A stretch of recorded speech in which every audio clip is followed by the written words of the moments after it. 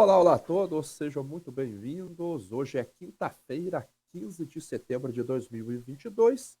Vamos para mais um Primeira Hora do Agro. E hoje o Departamento de Agricultura dos Estados Unidos volta a divulgar os números de vendas novas para exportação.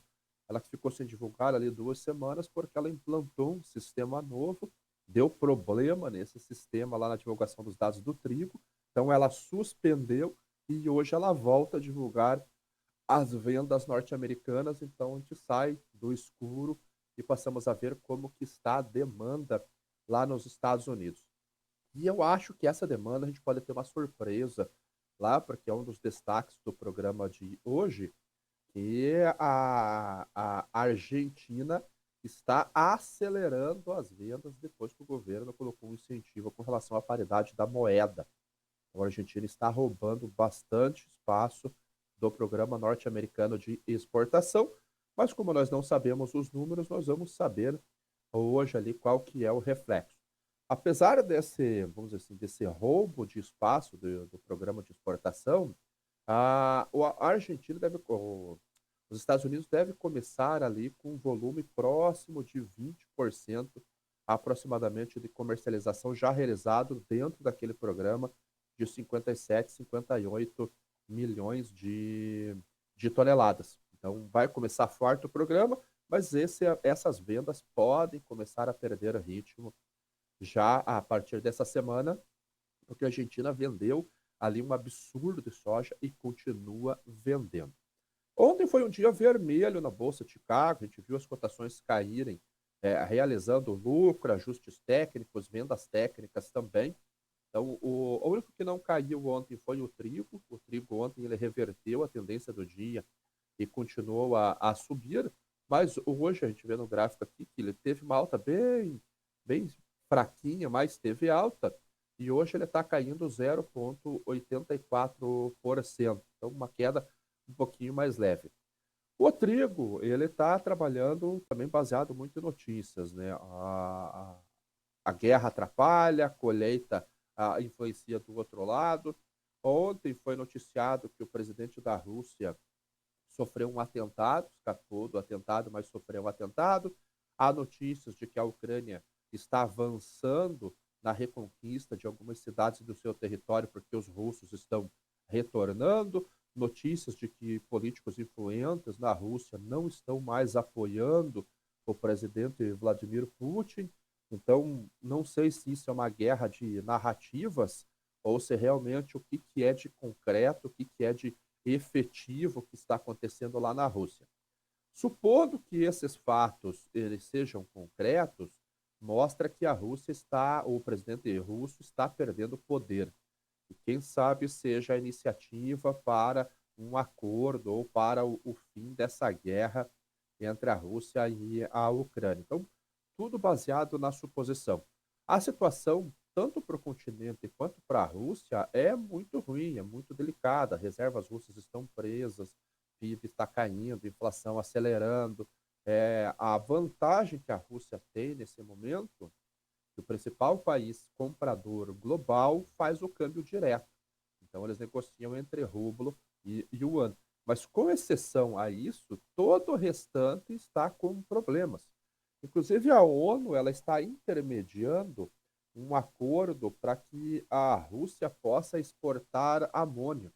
Então, eu até publiquei, fiz um post no meu Twitter ontem, deixa eu colocar aqui para vocês encontrarem, uh, que a ONU está intermediando um acordo aqui para que a Rússia possa exportar amônia via oleoduto. E o engraçado é que a ONU ela recorreu à Tramo Commodities, que é uma gigante norte-americana. Essa empresa diz que ficou feliz em participar desse acordo, então ela compraria a amônia à Rússia na divisa e ela faria a exportação. E o amônia a gente sabe que é o principal matéria-prima para a fabricação de fertilizantes nitrogenados, né? Do gás natural vem a amônia e da amônia vem o restante dos fertilizantes nitrogenados. Então, o ONU intermediando, isso foi depois de que o Putin reclamou lá que o acordo não estava sendo cumprido, que alimentos não estão indo para países que têm esse risco de fome, e as exportações russas não estão sendo facilitadas, nem de alimentos e nem de fertilizantes, que é o que estava nesse escopo. Então a ONU foi lá e começou a negociar. Eu falei, o engraçado é que eles recorreram a uma trading norte-americana. Então, engraçado, os Estados Unidos, que foi talvez o grande vetor do início da guerra, agora tem uma trading americana ajudando por lá.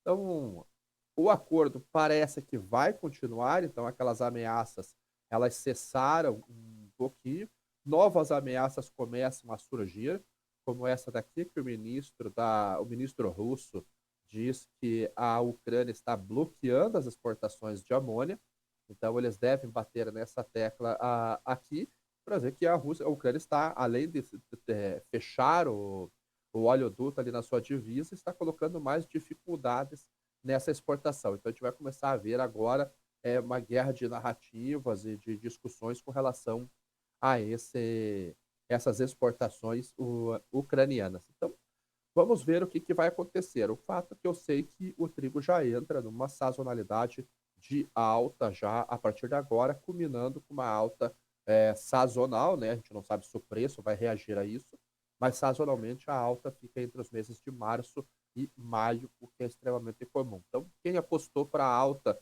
do trigo, nesse momento está tendo lucro aí, aproveitando simplesmente o movimento sazonal, algo extremamente simples de fazer.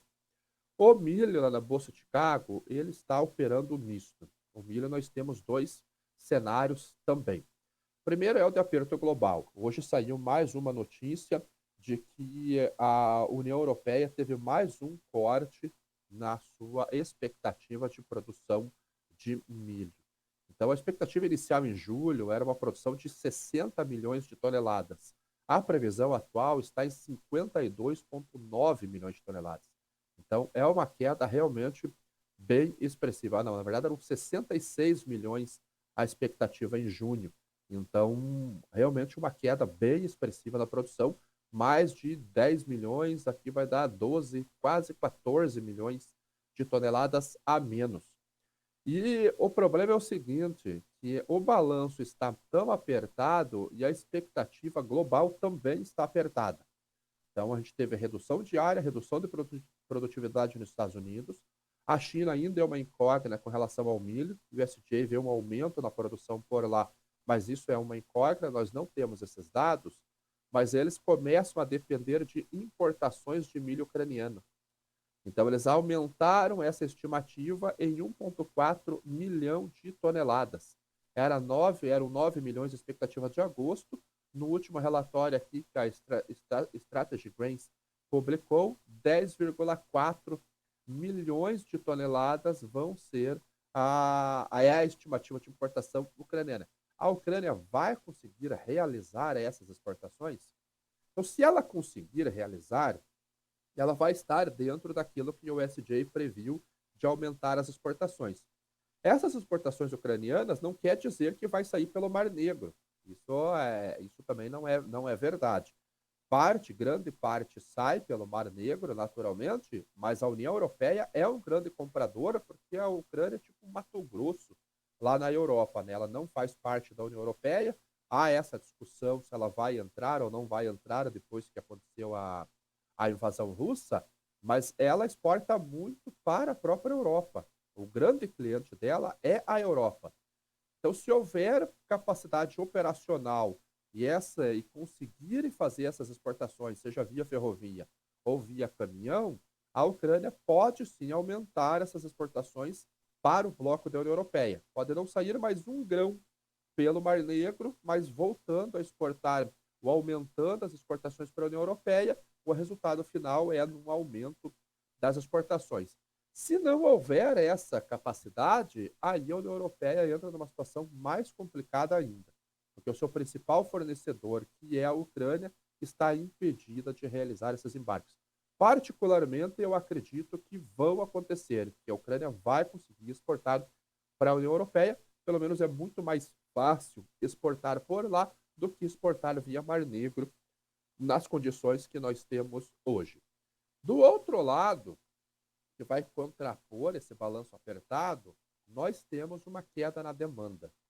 Ontem, a Administração de Informação Energética dos Estados Unidos divulgou os dados de balanço de petróleo e biocombustíveis. O etanol, ele vem nesse relatório e mostrou uma queda na produção de etanol de 2%, 2,63% foi a queda na produção de etanol. E os estoques aumentaram também. Eles que estavam em 23 milhões de toneladas e qualquer coisa, eles caíram para 22,8 milhões os estoques atuais. Então, se veja que a demanda, aparentemente, realmente está fraca nos Estados Unidos. Isso se deve muito aos custos de inflação, né? O combustível subiu por lá, a gasolina caiu sazonalmente, mas ainda não entramos na safra norte-americana. Não, na verdade, entramos, desculpa. Acabamos de entrar na safra norte-americana. A colheita deve estar, no próximo relatório, a gente deve ver essa colheita de milho nos Estados Unidos na faixa aí de 12, 13, talvez até 15%. Mas o preço não caiu muito do etanol. Então, o consumidor americano está consumindo menos e a gente vê os níveis de produção caindo. Não é o nível mais baixo que nós já vimos, ele segue relativamente estável, mas ele já mostra uma tendência de quedas.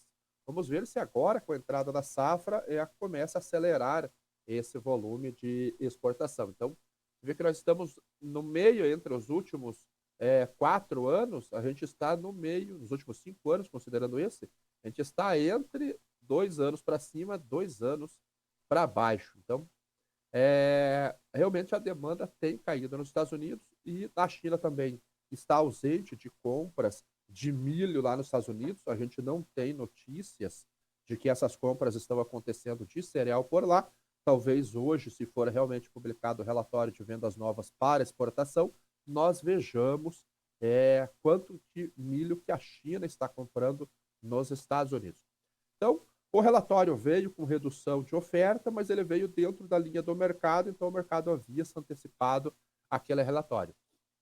Se o relatório tivesse vindo diferente do que o mercado esperava, o movimento seria como aconteceu com a soja. A soja ela tinha uma expectativa de redução de produtividade, mas veio muito, muito forte.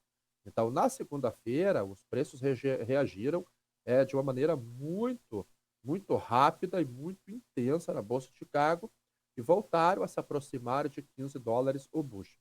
Tivemos 2 dias de realizações.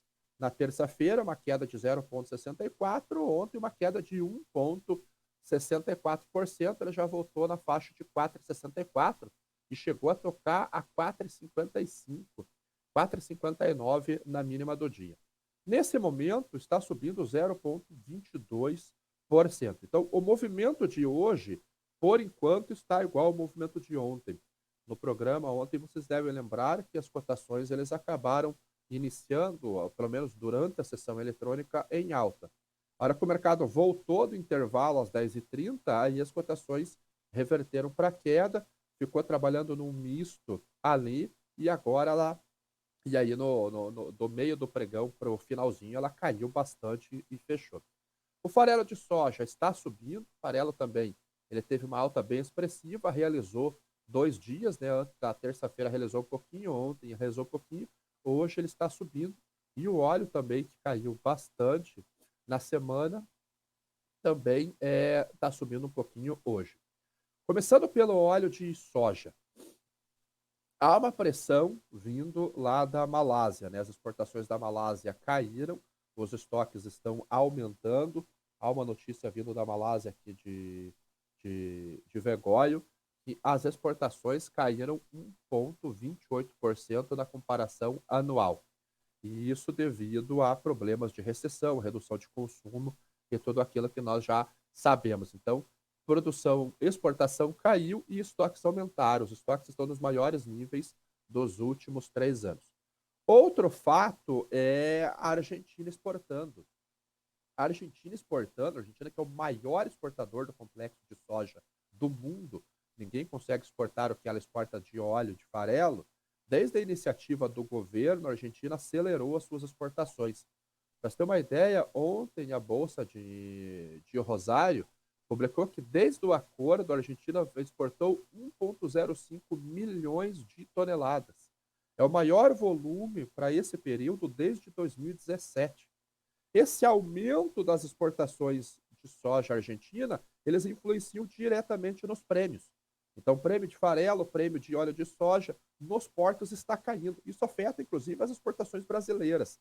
A Argentina, enquanto ela aumentou em quase 12 pontos percentuais as suas exportações, o Brasil aumentou só 3 o volume de exportação agora nesse mês. E é devido a essa paridade do câmbio que o governo fez aí a soja coin, vamos colocar assim, e tem feito esse impacto. Para vocês terem uma ideia, a Argentina hoje está trabalhando com 3 moedas. Essa cotação aqui é o peso oficial, 142 pesos para $1. Essa é a cotação oficial da moeda. Quando nós vamos para o Blue, que seria o paralelo, 273 pesos para $1. Então, olha a diferença que nós temos. Quase 100 pontos, sai de 140, mais de 100 pontos para 273. O peso da soja agora é 200. Então, ele é entre o Blue e entre o oficial. E isso fomentou muito as exportações de soja. Então, realmente, a Argentina tem roubado o programa norte-americano. Ela já deve ter embarcado aí mais de 3,5 milhões de toneladas desde a semana passada, da segunda-feira da semana passada, quando o governo colocou o programa em vigor. Como a Argentina ela é extremamente importante para o mercado da soja, é o terceiro maior exportador do grão e o maior exportador de farelo e óleo de soja, a gente vê então que há uma pressão principalmente nos óleos vegetais. Então, realmente uma pressão e essa pressão vem pelo bens, ok? Agora vamos para o farelo. O farelo de soja está com problema nos Estados Unidos. Então, há vários problemas de logísticas que vêm se arrastando há bastante tempo. Na semana passada, o Sindicato dos Ferroviários anunciou uma greve. Eles querem um aumento de 24% nos salários até 2024, 14% de maneira imediata. 25% dos grãos norte-americanos são transportados por ferrovias, para se ter uma ideia. E esse problema de logística, ele acabou afetando justamente na entrega do farelo, no exercício do contrato da Bolsa de Chicago. Ele vencia agora, na sexta-feira, foi o primeiro aviso de entrega. Então, quem vai para a entrega física deveria reportar isso para a Bolsa de Chicago. Na segunda-feira foi o segundo aviso e na terça-feira começam as liquidações. Muitas tradings não tinham o grão para entregar. Então elas tiveram que, na sexta-feira, fechar suas posições de maneira financeira, ou rolando o contrato, ou realmente encerrando esse contrato lá nos Estados Unidos. E agora a gente está indo para o aviso de entrega. Esse problema logístico, ele afeta o basis no mercado doméstico. Ele aumenta muito esse basis e faz os compradores irem para a bolsa, quem tem prazo, e ir para a execução do contrato de maneira física. Ontem à noite, o sindicato e o presidente Joe Biden anunciou que eles chegaram num acordo de 20 horas, somente 20 horas, para eles terem esse prazo para poder negociar esse acordo. Ou seja, se em 20 horas não resolverem, a partir de sexta-feira, os ferroviários entram em greve, ou seja, a partir de amanhã, eles entram em greve. E aí a gente vai ver ali 30% da logística norte-americana simplesmente parada. 30% da logística norte-americana parada. Repetindo, para ver o tamanho da importância que é esse modal de transporte nos Estados Unidos. Os prejuízos, eles acreditam que, dependendo do prazo de greve, seja em torno de 2 bilhões de dólares. Então, o que, que o mercado, o que, que os ferroviários querem aqui? Um aumento de 24%. Deixa eu ver se eu encontro isso na matéria aqui, eu tinha lido aqui. 24% de maneira imediata, até 2024, e 14% até agora. Não encontrei aqui nessa matéria, deve estar em outro lugar. 14%, e os Estados Unidos estão conseguindo ter problema. Pleno emprego, dificuldade de encontrar mão de obra. Então, é o tipo de situação que eles acabam tendo que ceder grande parte, talvez não integralmente o aumento que eles querem, mas grande parte eles podem acabar, cedendo, porque você não consegue repor essa mão de obra. Então, é uma situação bem complicada realmente, mas vamos torcer para que acabe tudo bem. Querem ver o efeito prático disso? É aqui nos bases do mercado doméstico norte-americano. Então você vê que o basis por ferrovia, olha como que ele está sazonalmente aqui vindo lá de Decatur, que é bem no centro, talvez a maior região produtora nos Estados Unidos esteja em Decatur, Illinois. Vamos trazer o gráfico aqui. Ele não vai dar para visualizar nesse gráfico, mas aqui vocês conseguem ver como que está Decatur. Sazonalidade, olha como que está o prêmio Decatur, muito acima, é o mais alto desde 2022, desde 2018, desculpa. Ele que chegou a operar em 2020, 2018, 2020 a negativo, a 17 pontos abaixo de Chicago, o que seria normal, né? Lembra como que é a conta do Basis? Soja dentro do navio, no porto, mais um prêmio de exportação, menos a logística. Como o farelo de soja na Bolsa de Chicago já é no Incoterm FOB, mais o prêmio, quando você desconta a estiva, a elevação, e traz para o interior, você tem esse desconto de frete, muitas vezes o prêmio fica negativo, extremamente comum. Então, em 2018, 2019, esse prêmio esteve, em 2020, não, 2018, 2019, esse prêmio esteve negativo.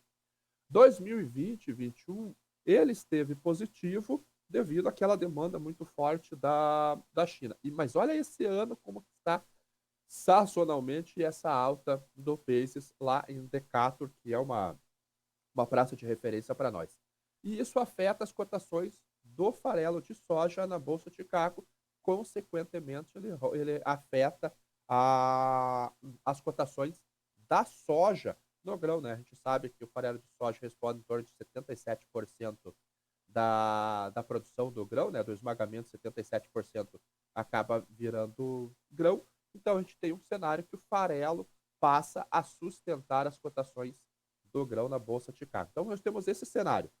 Uma oferta que deve vir cheia, incluindo nisso, saiu uma notícia hoje de que os produtores brasileiros aqui estão muito animados com relação à produção de soja no país. O clima aqui na região sul, pelo menos, está muito bom. Tem chuvas acontecendo. Então, aqui, ó, sojicultores do Brasil otimista com a nova safra. Então, todas as estimativas, com exceção do USDA, acredito num potencial acima de 150 milhões de toneladas. O USDA acredita 149 milhões. A Stonex, por exemplo, 153 milhões. Então, a gente deve de ter uma safra, poderíamos ter, vamos corrigir o termo, uma safra recorde de soja no Brasil acima de 150 milhões de toneladas. Então, aqui, ó. José Soares, um produtor do Mato Grosso, vê a produção doméstica potencialmente se recuperando e sustentando os estoques globais. Estamos falando do Mato Grosso, um produtor falando do Mato Grosso. Não estamos falando alguém aqui no oeste do Paraná que recebeu bastante chuva. A chuva, inclusive, está atrapalhando o trigo aqui no estado, mas é alguém lá do Mato Grosso. Então, realmente o clima aparentemente está muito mais favorável do que o ano passado e a gente tem um potencial de vir com uma safra recorde. Então, safra muito boa nos Estados Unidos. Eu acredito ainda que o USDA vai revisar a produtividade norte-americana para cima, assim que começar a colheita, eu acredito que sim. E no Brasil, uma estimativa de safra muito grande. A Argentina também está com uma safra muito grande vindo pela frente. Então, veja como que a situação da soja é diferente do milho. Nós temos que tomar cuidado. Dos fertilizantes, eu falei ontem, o cenário de fertilizantes. Passando aqui na B3, os preços fecharam em queda ontem para o vencimento novembro. O vencimento setembro foi com aviso de entrega já amanhã, então a gente já desconsidera devido à volatilidade. Mas o vencimento novembro, R$ 88,00 a saca, houve uma queda.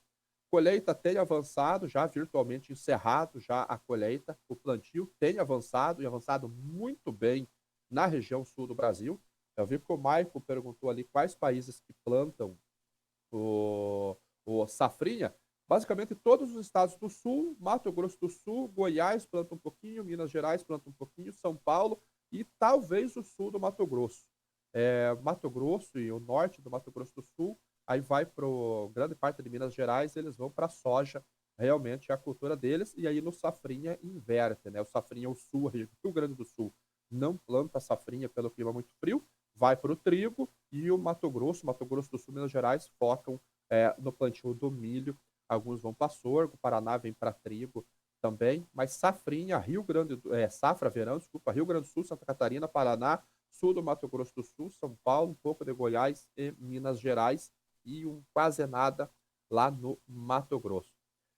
Então aqui a gente tem a colheita virtualmente encerrada, o volume de exportação tem ido com fluxo muito bom, tem sustentado o preço, essa demanda, e os estoques estão cheios, então há um certo conforto com relação à comercialização. Se a demanda não tivesse se apresentando, a gente tinha esses preços bem baixos realmente. A sorte é que a demanda pelo cereal brasileiro tem sustentado os preços aqui na B3 e sustentado também o preço do diferencial de base no mercado físico. Café. O café que ontem também caiu bastante. Ontem os estoques certificados na ICI tiveram mais um dia de queda, estão em 575 mil sacas. É o estoque mais baixo dos últimos 20 anos. Mesmo assim, a recessão, os temores de recessão, têm afetado as expectativas de consumo. Junto a isso, há uma expectativa de uma chuva boa nessa segunda quinzena de setembro e início de outubro. Se vier uma chuva com volume e ela permanecer durante um período, ela pode ser benéfica para os cafezais. Agora, se vier aquela chuvinha pontual, 15 milímetros, 20 milímetros, ficar um dia e cessar, causar uma florada que não dê pegamento, a gente pode ter mais uma quebra de produção, mas o mercado vê o forecast de chuvas, ele é um volume maior e uma extensão de tempo maior, por isso que os preços também reagem para baixo. E hoje ele está subindo por enquanto, 9,5 volume entra mais forte nas cotações, cotado em 215 centavos de dólar por libra-peso. Antes de entrarmos na pergunta, só uma passadinha no açúcar, o açúcar que vem acumulando aqui o movimento. Você vê que as bandas de Bollinger, elas estão estreitando. Então, quando a gente começa a olhar assim, a gente lembra do Stormer, o setup dele da latinha de refrigerante, né? O mercado vai acumulando, acumulando, acumulando, acumulando, as bandas de Bollinger vão estreitando, de repente ela toma uma direção, e aí vai depender de qual lado da média da banda de Bollinger, a média de 20 períodos, esse candle vai estar. E hoje 0,49% de alta, 18,39 centavos de dólar por libra-peso são as cotações do açúcar. Agora eu vou dar uma passadinha nas perguntas. O Vale Forte 108 aqui na BMC. A Rússia anunciou ontem que pretende exportar 30 milhões de toneladas de trigo e 20 milhões de toneladas de fertilizantes até o final do ano. Há cerca de 4 anos, o Brasil ocupa o primeiro lugar no ranking nacional de produção de soja, dono da maior extensão territorial destinada ao plantio. Exatamente, o Brasil ultrapassou os Estados Unidos há 4 anos, e as exportações russas, elas estão estimadas em 33 milhões de toneladas. Houve um aumento das exportações, segundo o USDA e segundo a Sovecon, que é uma consultoria que atua bastante na Rússia. Então, pelo menos a expectativa é de um volume gigantesco de exportação russa de trigo por lá. Ô, Maico, há 700 mil hectares de trigo regulares em área de sequeiro em Clarim. Não entendi o que é o Clarim. Será que é o jornal lá? Um parte da área plantada no Brasil, o plantio da soja deve avançar para... já está avançando. No Paraná já está avançando. Avançando bem. Paraná, que foi o primeiro estado a eliminar o vazio sanitário, já está avançando. Mato Grosso também termina agora. Termina hoje o vazio sanitário do Mato Grosso. Então a gente deve ver algum plantio começando por lá. Além do Rio Grande do Sul, quais estados plantam milho verão? Já respondi. Bom dia, bom dia.